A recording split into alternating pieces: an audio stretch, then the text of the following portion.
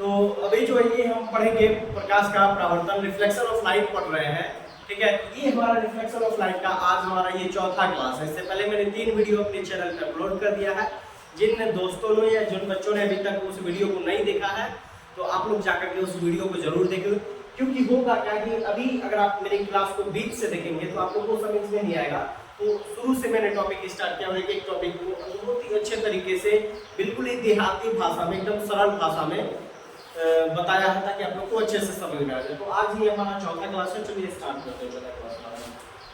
तो हमारा क्वेश्चन जो है आज का पहला क्वेश्चन वो है आत्मदीप्त, प्रदीप्त और दीप्तिमान। ठीक है, थोड़ा सा अजीब वर्ड लगता है, हिंदी अगर पढ़िएगा तो हिंदी में थोड़ा सा अजीब वर्ड तो लगेगा ही।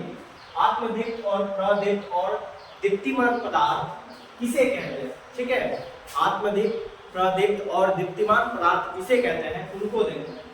ऐसा पदार्थ जो स्वयं प्रकाश का उत्सर्जन करता है उसे आत्मदीप्त पदार्थ कहते हैं। मतलब ऐसा पदार्थ जो किसी आदमी के द्वारा उसको उत्सर्जित नहीं किया जाता है, मतलब निकाला नहीं जाता है। ठीक है, जैसे एग्जांपल में है कि सूर्य, कोई आदमी ऐसा है कि सूर्य को रोशनी देता है तब वो रोशनी हमारे पृथ्वी तक सूर्य भगवान पहुंच जाते हैं, ऐसा होता है क्या? नहीं होता है। तो ये सूर्य क्या है, ये खुद से अपने प्रकाश को उत्सर्जित करता है, हमारे पृथ्वी तक पहुंचाती है। उसके बाद तारा,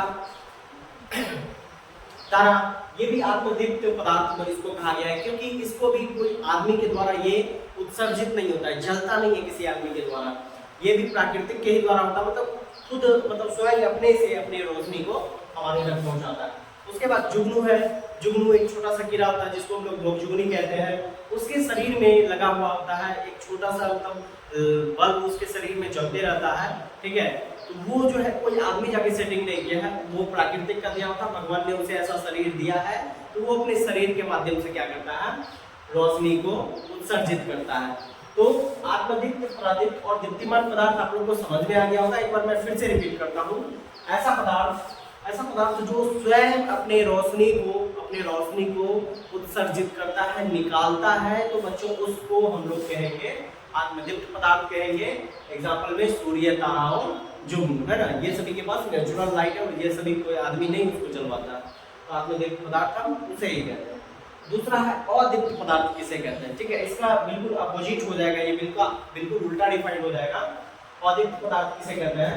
तो ऐसा पदार्थ जो स्वयं प्रकाश उत्सर्जन नहीं करता है। ठीक है, ऐसा पदार्थ जो क्या करे, स्वयं प्रकाश उत्सर्जन नहीं करता है, और इसमें क्या था, स्वयं प्रकाश उत्सर्जन करता है, मतलब आत्मदीप्त में वो खुद से प्रकाश को उत्सर्जित करता है और अदीप्त में वो खुद से प्रकाश को उत्सर्जित नहीं करता है, लेकिन प्रकाश की उपस्थिति में दिखाई पड़ता है। समझे जाए इसको, उसे अदीप्त पदार्थ कहते हैं। मतलब ऐसा पदार्थ, ठीक है, जो प्राकृतिक के द्वारा ना हो, मतलब जो खुद से प्रकाश को उत्सर्जित ना करे, उसको करवाया जाए।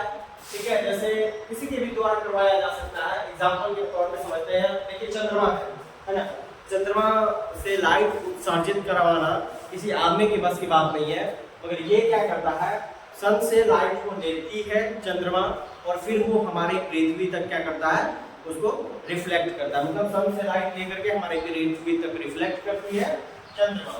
उसके बाद टेबल है, कुर्सी है, इन सभी पे क्या होता है, इन सभी के पास तो रोशनी है नहीं, तो हमें जो रोशनी मिलता है उस रोशनी के मदद से हम लोग टेबल को, कुर्सी को, पेन को, बेंच, डेस्क, रूम, मतलब हर एक चीज को देख पाते हैं। ठीक है, ये सभी क्या करते हैं, ये सभी लाइट उत्सर्जित कर पाएगी क्या? टेबल लाइट देती है? नहीं देती है। कुर्सी लाइट देती है? नहीं देती है।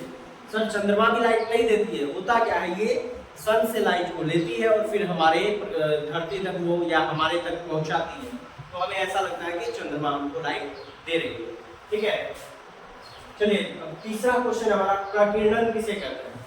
ठीक है, प्रकीर्णन किसे कहते हैं, इसे समझते हैं अच्छे से। तो प्रकाश जब सूक्ष्म कणों पर पड़ता है, सूक्ष्म कण मतलब छोटे मोटे चीज जिसे हम अपनी आंखों से नहीं देख सकते, नग्न आंखों से नहीं देख सकते, उसको देखने के लिए माइक्रोस्कोप की जरूरत पड़ती है। ठीक है, प्रकाश जब सूक्ष्म कणों पर पड़ता है तब वे कण उन पर पड़ने वाले प्रकाश की कुछ ऊर्जा को अवशोषित कर फिर उसे चारों ओर विकृत करती है। इसी प्रक्रिया को हम लोग प्रकीर्णन कहते हैं। देखिए बच्चों, स्कैटरिंग ऑफ लाइट होता है, इसका हिंदी प्रकाश का प्रकीर्णन मतलब स्कैटरिंग ऑफ लाइट।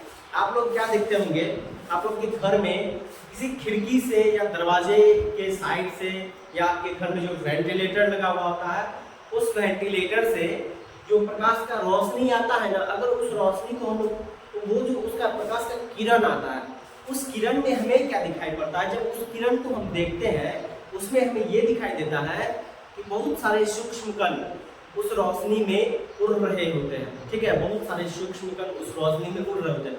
वही हमें अभी अंधेरा चीज में नहीं दिखाई देगा। अभी इस रूम में भी स्कैटरिंग ऑफ लाइट हो रहा है, ठीक है, बट हो क्या रहा है कि अभी उतना रोशनी नहीं आ रहा है जिस रोशनी के कारण वो हमें दिखाई दे सूक्ष्म कण। तो उस जिस जहाँ रोशनी आएगा उस रोशनी में हमें दिखाई देगा कि छोटे छोटे जो कण होते हैं वो उसमें उड़ता हुआ दिखाई देता है, जिसके कारण हमको क्या लगता है, जिसके कारण वो आसानी से हम उसके प्रकीर्णन के प्रक्रिया को इजीली देख सकते हैं।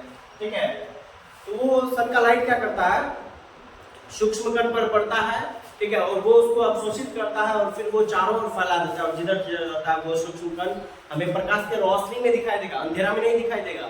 प्रकाश के रोशनी में वो छोटे मोटे सूक्ष्म कण हमें उड़ते हुए दिखाई देते हैं, जिस प्रक्रिया को हम लोग प्रकीर्णन कहते हैं, जिसका हिंदी होता है स्कैटरिंग ऑफ लाइट होता है, प्रकाश की प्रकीर्णन। ठीक है, अब देखिए अगला क्वेश्चन हमारा, प्रकाश की किरण किसे कहते हैं। ठीक है, प्रकाश की किरण किसे कहते हैं, प्रकाश जिस पथ पर गमन करती है या गमन करता है उसके दिशा को ही किरण कहते हैं।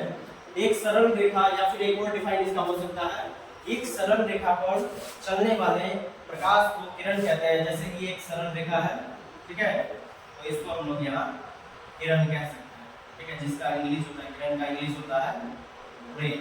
बहुत ही सिंपल डिफाइन है इसका। प्रकाश जिस पथ पर, ये प्रकाश है, इस पथ पर चल रही है तो उसके दिशा को हम क्या कहेंगे, किरण कहेंगे। या एक सरल रेखा, ये भी एक सरल रेखा माना जाए इसको, एक सरल रेखा पर चलने वाले प्रकाश को किरण कहते हैं। ठीक है बच्चों, आज के वीडियो में इतना ही। आप लोग कमेंट करके जरूर बताइएगा कि वीडियो कैसा लगा, और कमेंट में लिखिएगा। अगर कोई ऐसा प्रॉब्लम होगा जो समझ में नहीं आएगा तो आप कमेंट में जरूर बताइएगा। और हाँ बच्चों, आप सब्सक्राइब करना नहीं भूलिएगा। वीडियो अच्छा लगे तो लाइक और शेयर जरूर कीजिएगा, क्योंकि मैं हर एक वीडियो में कहता हूँ कि आप लोग के एक सब्सक्राइब से मेरा बहुत ही ज़्यादा हौसला बुलंद होता है। और मेरा जो है अभी 399 सब्सक्राइबर हो चुका है। प्लीज़ आप लोग जल्द से जल्द एक सब्सक्राइबर बुलाइए। हमारा YouTube का 400 का परिवार होना चाहिए जल्दी, और बहुत जल्द 500 का भी होगा, 5000 का भी होगा। तो आप लोग इस वीडियो को सब्सक्राइब जरूर करें। सो थैंक यू, जय हिंद, जय भारत।